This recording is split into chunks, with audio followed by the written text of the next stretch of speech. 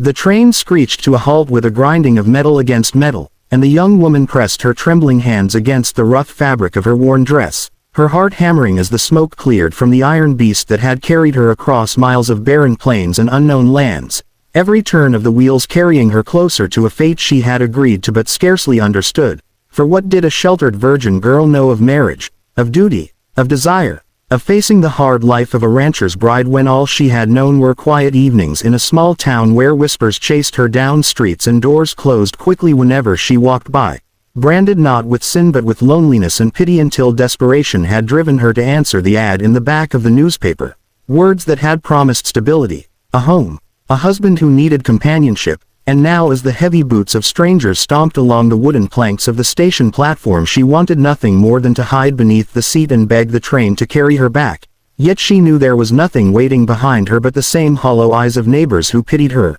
so forward she must go, forward into the arms of the man who had paid for her ticket, a man she had seen only in one stiffly posed photograph where his hat shadowed most of his features and the faint script beneath read simply, John McAllister, rancher, widower, seeking bride to raise daughter and keep house, and those words had burrowed into her nights until she had packed her small satchel, whispered her goodbyes, and boarded the train, though now with her feet poised on the edge of the platform she felt her courage draining like sand through an hourglass, until she lifted her eyes and saw him, a tall figure cut out of the blinding sun, broad shoulders straining against a faded shirt, a man hardened by years under the relentless sky, his jaw dark with stubble, his eyes unreadable beneath the brim of his hat, and beside him stood a small girl clutching a ragged doll, her curls tangled, her cheeks flushed with the dust of the day, and it was the girl, not the man, who moved first, tugging at his rough hand before darting forward, her little shoes clattering against the boards, her gaze wide and unafraid as it landed on the trembling stranger stepping down from the train,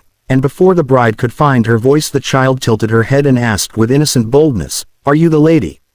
Can you be Mama?" And in that moment the world seemed to still, the shriek of the departing train fading, the clamor of other passengers dimming, until there was only the sound of her own breath catching in her throat as her heart twisted, fear tangling with something softer, something terrifying in its own way, the ache of longing, the sudden sharp knowledge that she had been sought not just as a wife but as a mother, and though her knees threatened to give way beneath the weight of it she managed a trembling smile for the child even as her eyes lifted to meet the rancher's steady gaze, a gaze that held no softness but also no cruelty. Only the guarded watchfulness of a man who had lost too much and did not dare to hope again, and so she drew in a breath, stepped forward into the dust, and with that step sealed her fate, for there was no turning back now, no returning to the life she had left, only the uncertain road ahead, and somewhere deep inside she wondered if perhaps, against all odds, this place and these strangers might become the home she had always prayed for. The first days on the ranch were a blur of dust, silence, and strange new rhythms that pressed down on her like a weight,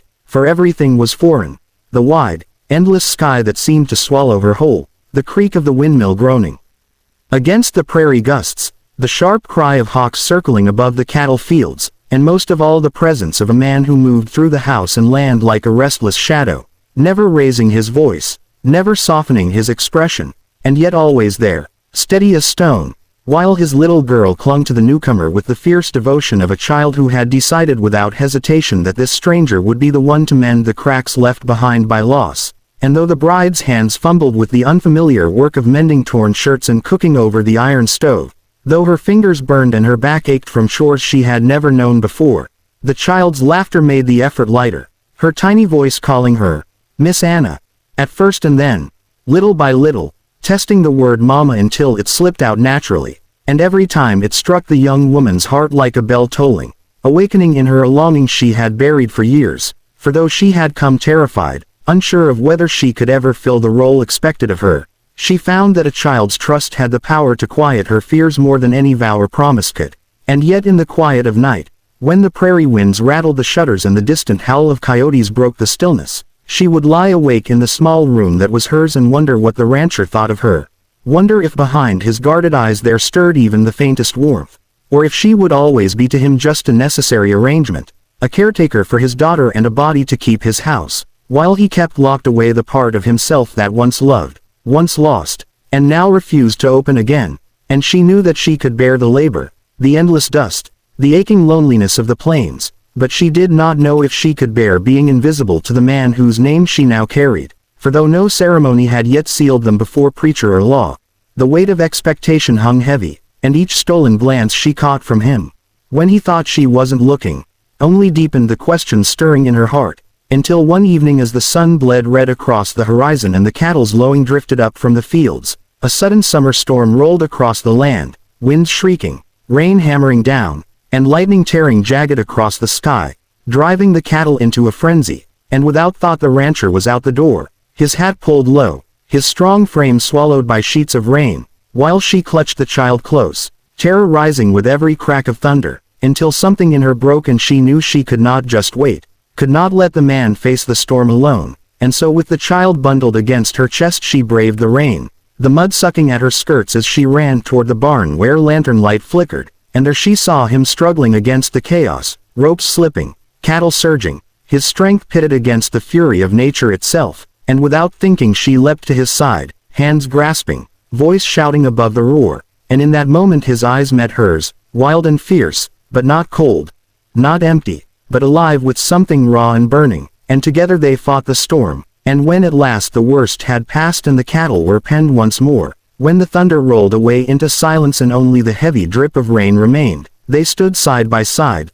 soaked to the bone, breathing hard, and he looked at her not as a stranger, not as an obligation, but as though truly seeing her for the first time, and in that charged silence something shifted, something unspoken but undeniable, and though no words passed his lips, the warmth in his gaze told her more than any vow could, and she knew with trembling certainty that she was no longer just a frightened bride bought from a newspaper ad, but a woman who belonged here, to this land, to this child, and perhaps, just perhaps, to this man who had thought love dead forever.